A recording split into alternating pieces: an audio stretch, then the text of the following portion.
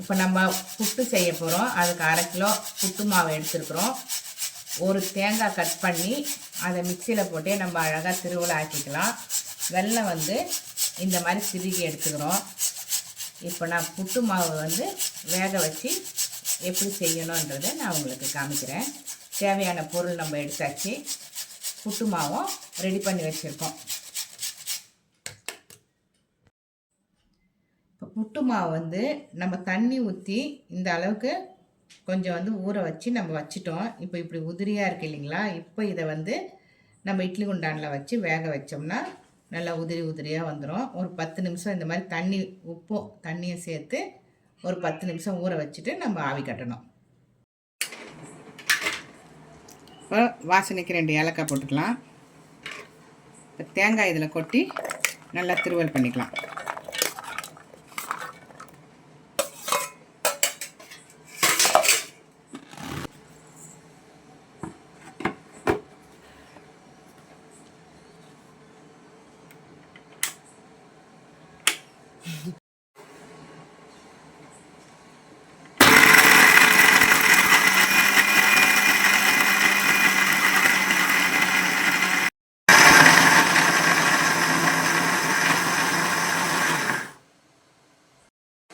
நீங்கள் தேங்காய் துருவுறதுலையும் துருவி எடுத்துக்கலாம். நான் வந்து மிக்சியில் அரைச்சிருக்கேன். ஏன்னா சின்ன பசங்க சாப்பிடும் போது கொஞ்சம் சாஃப்டாக இருக்கிறதுனால இந்த மாதிரி மிக்சிலேயே நமக்கு துருவலாக கிடச்சிரும். அதனால் மிக்சியில் நான் அரைச்சி எடுத்திருக்கேன்.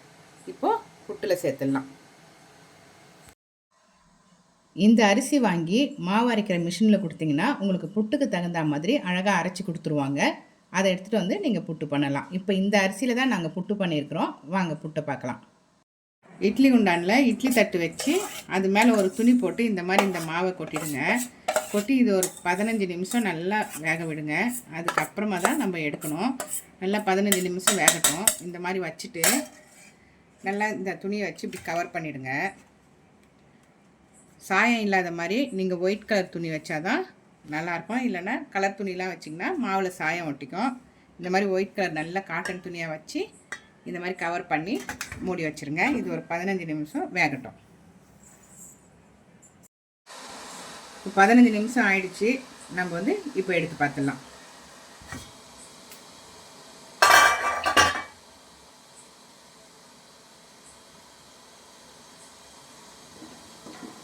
இப்போ பாருங்கள் நல்லா உதிரியாக நல்லா வெந்துருச்சு. இப்போ நமக்கு தேவையான சர்க்கரை வெல்லம் எல்லாம் போட்டு நம்ம வேறு ஒரு பாத்திரத்தில் மாற்றி இப்போ எடுத்துக்கலாம்.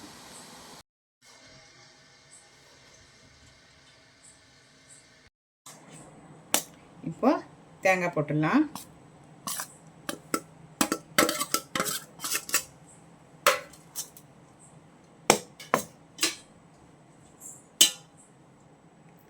வெல்லம் சேர்த்துடலாம்.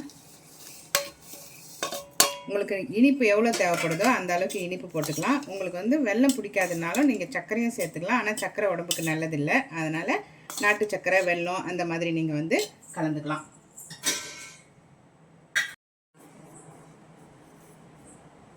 இப்போ வந்து நெய் சேர்த்துடலாம்.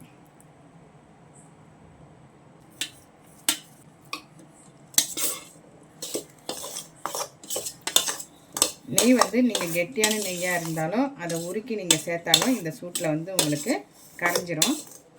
அதனால் நெய் தேவைக்கு போட்டுக்கோங்க. இனிப்பு எல்லாமே உங்கள் தேவைக்கு தகுந்த மாதிரி நீங்கள் போட்டுக்கோங்க. இப்போ வந்து நமக்கு சூப்பரான புட்டு ரெடி ஆகிடுச்சு.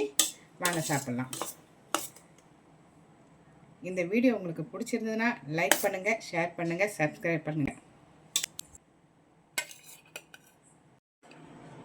சூப்பரான புட்டு ரெடி ஆகிடுச்சு. வாங்க சாப்பிட்லாம்.